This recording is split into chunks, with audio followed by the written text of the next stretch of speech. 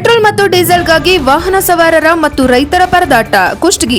America ಮತ್ತು Israel ಹಾಗೂ Iran ಯುದ್ಧದ ಹಿನ್ನೆಲೆ ಫೆಬ್ರವರಿ 28ರಂದು ಇರಾನ್ ಮೇಲೆ ಇಸ್ರೇಲ್ ಮತ್ತು ಅಮೆರಿಕ ದಾಳಿ ನಡೆಸಿದ ಬಳಿಕ ಇರಾನ್ ಹಾರ್ಮುಜ್ ಜಲಸಂಧಿಯನ್ನು ಪರಿಣಾಮಕಾರಿಯಾಗಿ ಮುಚ್ಚಿದ ಕಾರಣ ನಮ್ಮ ಭಾರತ ದೇಶದಲ್ಲಿ ಪೆಟ್ರೋಲ್ ಮತ್ತು ಡೀಸೆಲ್ಗಾಗಿ ಪರದಾಡುವಂತಹ ಪರಿಸ್ಥಿತಿ ಎದುರಾಗಿದ್ದು, ದಿನದಿಂದ ದಿನಕ್ಕೆ ಪೆಟ್ರೋಲ್ ಮತ್ತು ಡೀಸೆಲ್ ಬೆಲೆ ಗಗನಕ್ಕೆ ಏರುತ್ತಿದೆ.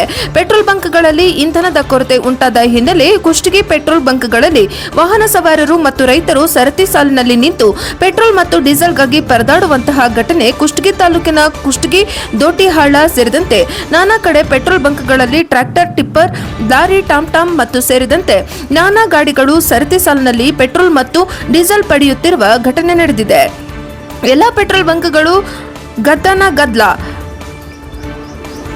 ಪಟ್ಟಣದ ಎಲ್ಲ ಬಂಕ್ಗಳಲ್ಲಿ ಪೆಟ್ರೋಲ್, ಡೀಸೆಲ್ ಖಾಲಿಯಾದ ಹಿನ್ನೆಲೆ 2026ನೇ ಸಾಲಿನ ಮುಂಗಾರು ಬಿತ್ತನೆ ಪ್ರಾರಂಭವಾಗಿದ್ದು, ಈ ಸಮಯದಲ್ಲಿ ಪೆಟ್ರೋಲ್, ಡೀಸೆಲ್ ಅಭಾವ ಪ್ರಾರಂಭವಾದ ಹಿನ್ನೆಲೆ ರೈತರು ತಮ್ಮ ಟ್ರ್ಯಾಕ್ಟರ್ ವಾಹನಗಳಿಗೆ ಡೀಸೆಲ್ ಪಡೆಯಬೇಕು ಎಂದರೆ ತುಂಬಾ ಕಷ್ಟವಾಗುತ್ತಿದ್ದು, ತಮ್ಮ ಮನೆಯಲ್ಲಿನ ಡೀಸೆಲ್ ಕ್ಯಾನ್ ತಂದು ಸರತಿ ಸಾಲಿನಲ್ಲಿ ಡೀಸೆಲ್ ಪಡೆಯುವಂತಹ ಪರಿಸ್ಥಿತಿ ನಿರ್ಮಾಣವಾಗುತ್ತಿದೆ.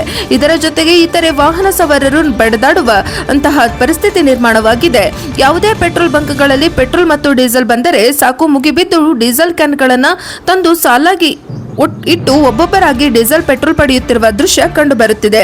ಈ ಪರಿಸ್ಥಿತಿಯನ್ನ ಕಂಡು ಸಾರ್ವಜನಿಕರು ಹಾಗೂ ವಾಹನ ಸವಾರರು ಬೇಗನೆ ಈ ಇರಾನ್, ಅಮೆರಿಕ, ಇಸ್ರೇಲ್ ಯುದ್ಧ ಕೊನೆಗೊಳ್ಳಲಿ ಎಂದು ಮಾತನಾಡಿದಂತೂ ಕಂಡುಬಂತು.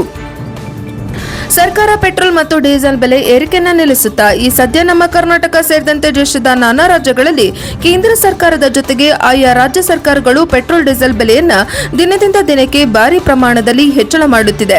ಈ ಬೆಲೆ ಹೆಚ್ಚಳವಾಗುತ್ತಿದ್ದರಿಂದ ಸಾಮಾನ್ಯ ಜನರ ಗೋಳು ಹೇಳುತ್ತಿರದಂತಾಗಿದೆ. ಕಚ್ಚಾ ತೈಲದ ಬೆಲೆ ಏರಿಕೆ ಆಗುತ್ತಿರುವುದರಿಂದ ಸರಕು ಸಾಗಾಣಿಕೆಯ ದಿನ ಬಳಕೆಯು ವಸ್ತುಗಳು ಸೇರಿದಂತೆ ಹಲವಾರು ವಸ್ತುಗಳ ಬೆಲೆ ಕೂಡ ಮುಗಿಲು ಮುಟ್ಟುತ್ತಿದೆ.